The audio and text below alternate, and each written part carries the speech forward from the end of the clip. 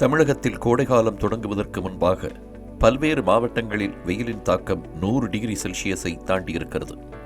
வெயிலின் தாக்கத்திலிருந்து தங்களை பாதுகாத்துக் கொள்ள வெளியே செல்வதையே தவிர்க்கும் பொதுமக்கள் தவிர்க்க முடியாத பயணத்தின் போது குளிர்பானங்களை அருந்துவதையும் வாடிக்கையாக வைத்திருக்கிறார்கள். பொதுமக்களின் தாகத்தை தீர்ப்பதோடு அவர்களின் உடலுக்கு எந்தவித பின் விளைவுகளையும் ஏற்படுத்தாத வகையில் அருமருந்தாக பனைமர நுங்கு அமைந்திருக்கிறது.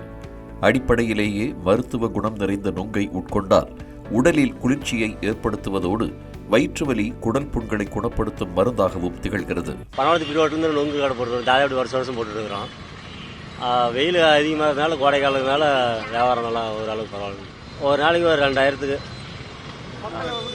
இருபடி வாங்குறாங்க.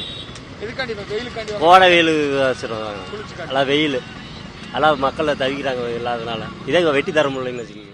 வெயிலின் தாக்கம் நாளுக்கு நாள் அதிகரித்து வரும் நிலையில் உடலில் ஏற்படும் சூட்டை தணிக்க இயற்கை கொடுத்த வரமாக எண்ணி பனைமர நுங்கை ஏராளமான பொதுமக்கள் வாங்கி ருசித்து வருகின்றனர். குழந்தைங்களுக்கு இயற்கையாகவும் எதையும் பதப்படுத்தாத கிடைக்கிறதுனால குழந்தைங்களுக்கு கொடுக்கணும்னு சொல்லிட்டு இது பார்த்தீங்கன்னா கோடை காலில் மட்டும் தான் கிடைக்கும்.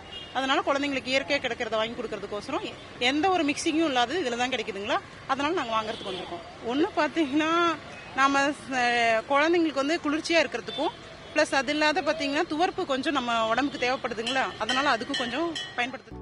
சேலம் மாநகரத்து மக்கள் மத்தியில் பனைமர நுங்கிற்கு கிடைத்திருக்கும் வரவேற்பால் ஓமலூர், வாழைப்பாடி, பனைமரத்துப்பட்டி, ஆத்தூர், தலைவாசல் என பல்வேறு பகுதிகளிலிருந்து நுங்கு சேலத்திற்கு கொண்டு வரப்பட்டு விற்பனை செய்யப்படுகிறது. ஆக்சுவலா நுங்கு பாத்தீங்கன்னா வெயில் காலத்து முதல் சீசன் டைம் தான் வரும்.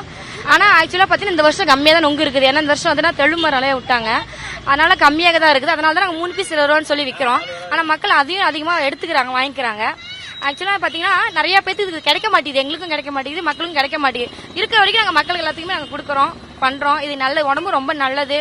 வெயிலுக்கு நல்ல கொப்பளத்துக்கு அப்ளை, ஃபேஸ்க்கெல்லாம் அப்ளை பண்ணலாம், ரொம்ப ரொம்ப நல்லது. வாங்கி சாப்பிடுங்க, நல்லா இருக்கும். தமிழ்நாட்டில் பனைமரங்கள் படிப்படியாக அழிக்கப்பட்டு அதன் விளைச்சல் குறைந்து வந்தாலும் மக்கள் மத்தியில் அதற்கான வரவேற்பு அதிகரித்துக் கொண்டேதான் இருக்கிறது. சுட்டரிக்கும் வெயிலில் இருந்து தங்களை பாதுகாத்துக் கொள்ள பொதுமக்கள் வாங்கி உண்ணும் உணவு பட்டியலில் பனைமர நுங்கு தவிர்க்க முடியாத உணவாக உருவெடுத்திருக்கிறது. தமிழ் ஜனம் செய்திகளுக்காக சேலத்திலிருந்து ஒளிப்பதிவாளர், செய்தியாளர் SK கண்ணன்.